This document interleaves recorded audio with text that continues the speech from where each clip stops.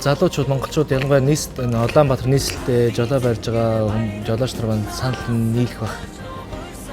Ингээд яагаад ч мэдгүй монгол залуучууд монголчууд маань ингээд машин барихлаараа гинт тийм уралдаж байгаа юм шиг тийм сэтгэнд орчт юм шиг байгаа. Би бинийг урагшин оруулахгүй, би биэндээ зам тавьж өгөхгүй, би биэндээ нэг жоохон сэтгэл гаргая даа гэсэн тийм ерөөсөө байхгүй ч тийм шиг байна. Дохиох тусам тэгээд баруун оруулахгүй гэж дайраал. Ингээл тийм аюул санаа соёлгүй явдаг. Тэгээд аюул бачимдсан хүмүүс зөндөө байдаг.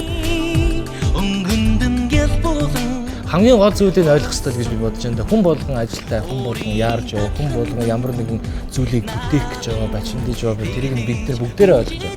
Тийм болохоор би биэндээ аюул тийм нэг хүлээцтэй өөрийгөө ийм байх ёстой шүү гэдэг бодлыг байнга өөртөө одоо жолоо барьж авах үедээ одоо суулгаж авах тийм привилеж гэсэн ажилтаа болох зүйтэй юм болов уу гэж би бодсон шүү дээ. Би анх жолооч болж байхдаа ямар зарчмыг хөөдөг байсан гэхлээр тэр хүн төрүүлээд яваа. Тэр хүний урдуур оруулчих.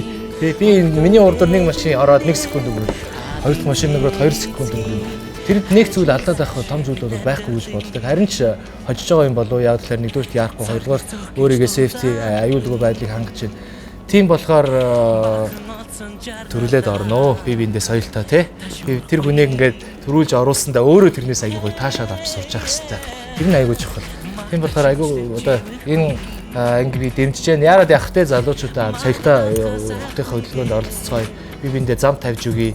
Би биэнд рүү инээж сурыг. Зам тавьж өгчөөд инээгээ тэр үндэ ажлаа амжилттай бүтээгээсэй гэж араас нь үнтэй аягүй гоё бодож сурыг. Би бинийгээ төлөө иргэд сэтгэлтэй байж хотынхаа нийслэлийнхаа замдаа оролцоцгоё